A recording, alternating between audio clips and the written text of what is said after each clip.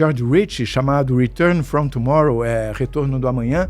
Ele é um psiquiatra. Ele ficou morto por 9 minutos. Ele reconheceu o próprio corpo, quando ele voltou, pelo anel da mão. A mão estava fora do lençol. Não sei se você já ouviu falar, tem uma história da Pamela Reynolds, que ela tinha um aneurisma muito profundo. Então, tem até um documentário da Discovery Channel sobre o caso dela. E ela, nenhum médico se aventurava a operá-la por causa do acesso ser muito complicado. Da localização. Até que teve um que teve coragem, falou: eu vou resfriar o seu corpo, vou tirar o sangue do seu cérebro. Tá? Quer dizer, você vai ficar morta por um tempo. Para eu mexer lá. E ela saiu do corpo, viu tudo, descreveu toda a operação, como foi feita, de uma forma que virou esse documentário.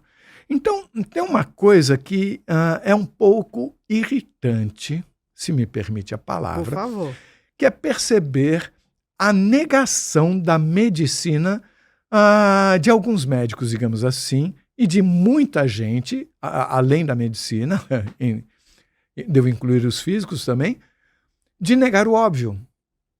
Porque, veja só, se uma pessoa, como já aconteceu algumas vezes, uma pessoa está na sala de cirurgia, sob anestesia geral, inconsciente, ela relata ter visto um pé de tênis no telhado, num ponto que é inacessível para ser visto por alguma janela, e depois as pessoas vão lá e veem que o pé de tênis está lá exatamente. Lá. Matematicamente, isso é uma prova. Uhum.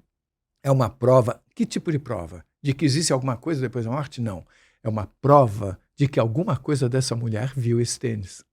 Numa linha do tempo diferente do que estava ocorrendo.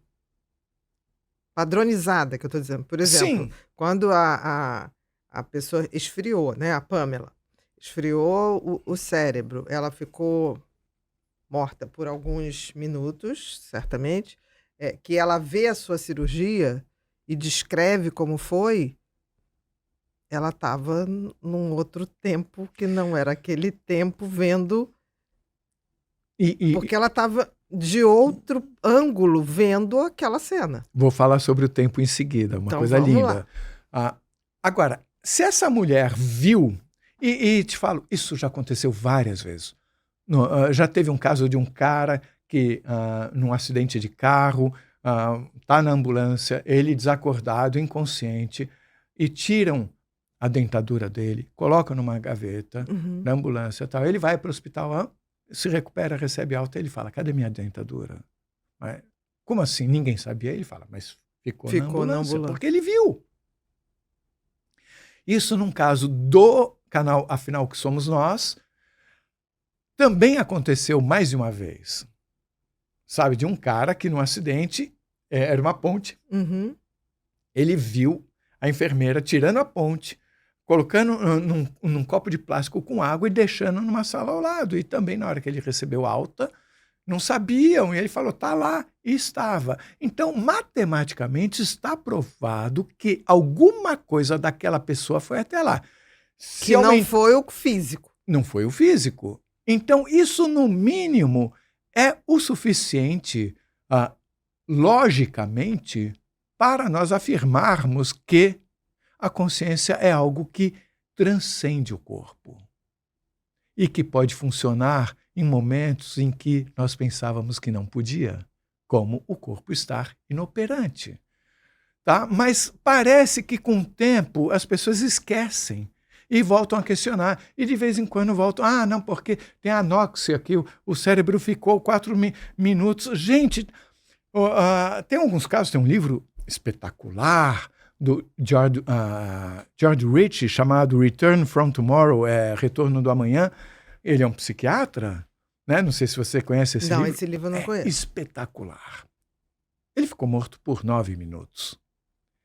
Estava com lençol. Já cobrindo o corpo. ele reconheceu o próprio corpo, quando ele voltou,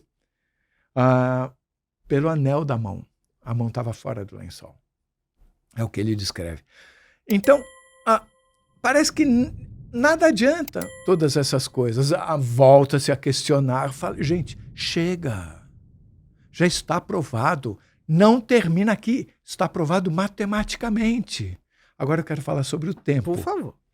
O tempo é uma coisa que as pessoas até notam que eu consigo não entender o que significa não ter tempo fora daqui. Falo, mas como assim não tem tempo? Porque se você me relata duas coisas diferentes, acabei de definir um tempo.